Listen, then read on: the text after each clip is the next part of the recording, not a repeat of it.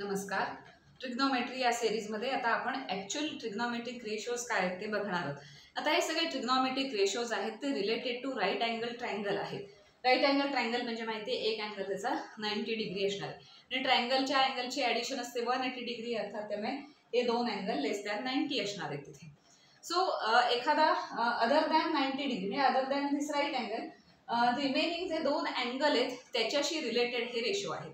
म्हणजे अँगलशी related ratio असले तरी ॲक्च्युअली रेशो कशाचे असणार आहेत तर या साईड्सचे रेशो असणार आहेत.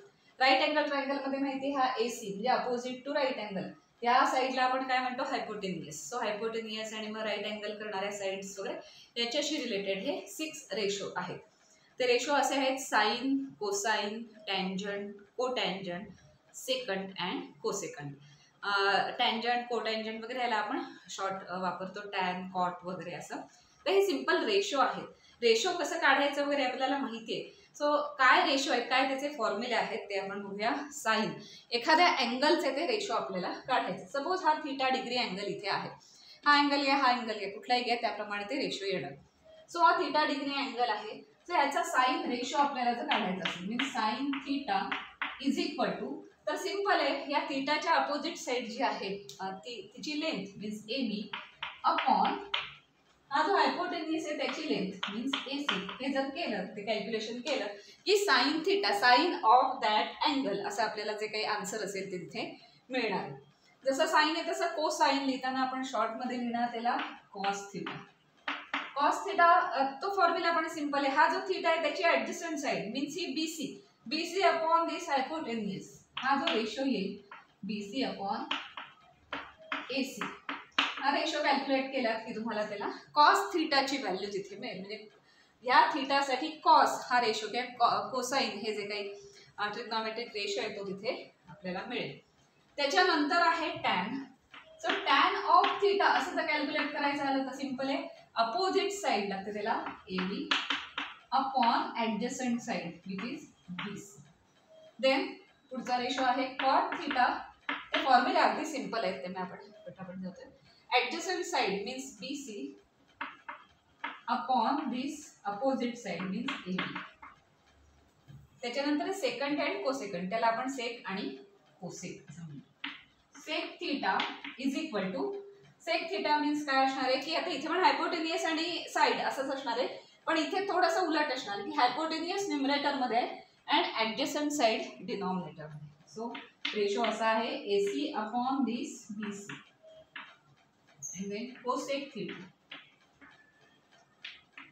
इथे पण न्यूमरेटर मध्ये असणार आहे हायपोटेनियस आणि डिनॉमिनेटर मध्ये असणार आहे अपोजिट साईड, θच्या opposite side which is AB. So ह्या θ ह्या अँगलचे हे जर रेशो साइन कॉस टॅन वगैरे जर काढायचे असतील तर कशाची गरज लागते, काय लागणार आहे तर लेंथ ऑफ दॅट साईड, तिन्ही साईडची लेंथ लागते आणि त्याप्रमाणे हे रेशोज आपण ड्रॉ करू शकतो.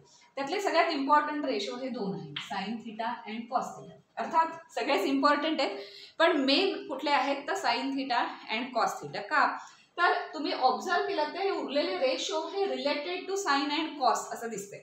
त्यामुळे जर तुम्हाला साइन θ आणि कॉस θच्या व्हॅल्यूज जर मिळाल्या तर तुम्ही इझिली उरलेल्या चारही रेशोच्या व्हॅल्यूज काढू शकता. सेपरेटली हे फॉर्म्युले यूज करून काढत बसायची गरज नाही.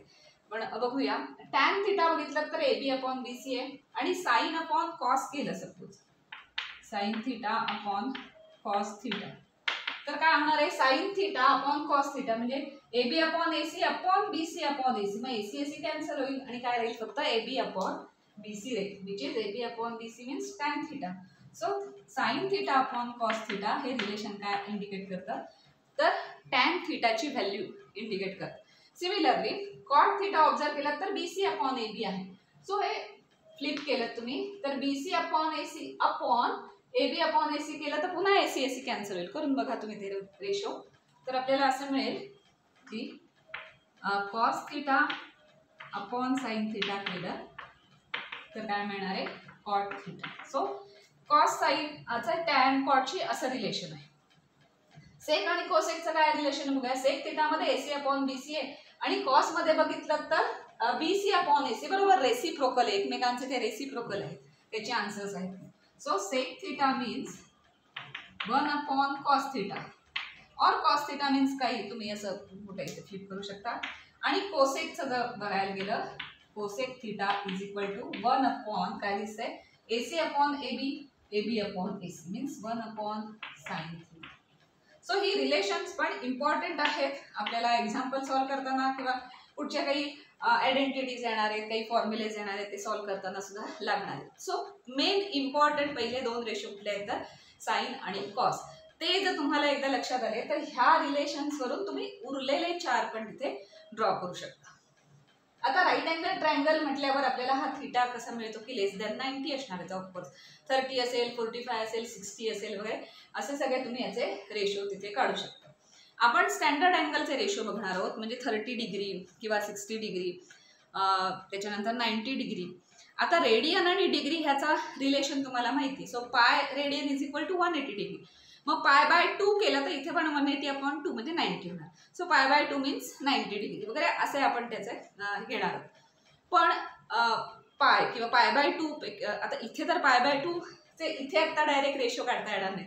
मग त्यासाठी आपल्याला कोऑर्डिनेट जॉमेट्रीचा वापर करायला लागणार आहे. कोऑर्डिनेट जॉमेट्री यूज करावी लागणार आहे आणि त्याच्यातून हे जे काही उरलेले रेशो आहेत की जे हायर रेशो आहेत, म्हणजे 180 डिग्री असेल, 270 डिग्री असेल किंवा 360 डिग्री असेल, साइन 360 डिग्री कसं काय कॅल्क्युलेट करायचं. अर्थात नुसतं ट्रायंगल इथे जर या प्लेनवर आपण असा बघितला तर ते आपल्या लक्षात येईल की असा आपल्याला डायरेक्ट रेशो काढता येणार नाही. त्यासाठी कोऑर्डिनेट जॉमेट्री आणि युनिट सर्कल त्यामध्ये त्याचा आपल्याला यूज करावा लागेल.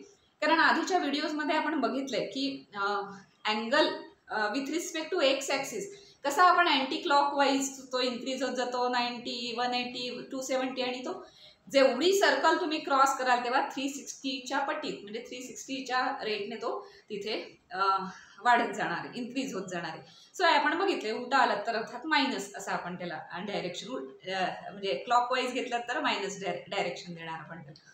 सो आधीच्या व्हिडिओमध्ये आपण ते अँगल कसे आपण कॅल्क्युलेट केले की अँगल मेजर कसे करायचे ते बघितले होते. With respect to X axis तुम्ही अँटी क्लॉकवाईज गेलात की तो अँगल इन्क्रीज होत जातो आणि मग त्याप्रमाणे त्या सर्कलमध्ये तुम्ही तो अँगल मोजू शकता, म्हणजे मेजर करू शकता. आणि मग त्यामुळे सर्कलचा कम्प्लीट अँगल 360 डिग्री झाला. त्याच्यानंतर रेडियनमध्ये म्हटलं तर त्याला 2 पाय म्हटलं होतं वगैरे असं. तर त्या सर्कलचा आपल्याला यूज करावा लागणार आहे, ती कोऑर्डिनेट जॉमेट्री आपल्याला यूज करावी लागणार आहे. So we can determine higher angles म्हणजे ग्रेटर दॅन 90, ॲक्च्युली 90 पण ग्रेटर दॅन 90 आणि त्याच्या पुढचे सुद्धा अँगल जे काही साइन कॉस रेशो आहेत ते कसे काही कॅल्क्युलेट होतील किंवा त्यांच्या साइन काय असेल, म्हणजे ह्या रेशोचं जे आन्सर येईल त्याचं साइन काय असेल, प्लस असेल का मायनस असेल वगैरे त्या याच्यात आपल्याला बघता येईल. सो आपण नेक्स्ट आपण हा जो ट्रायंगल आहे तो आपण कोऑर्डिनेट जॉमेट्रीमध्ये XY प्लेनमध्ये कन्सिडर करणार, त्या युनिट सर्कलमध्ये कन्सिडर करणार तो पॉईंट आणि त्यावरून ह्या सगळ्या व्हॅल्यूज आपण काढणार आहोत. पण हे बेसिक तुम्ही लक्षात ठेवा, हे बेसिक रेशो आहेत आणि ही त्यांची बेसिक रिलेशन्स आहेत.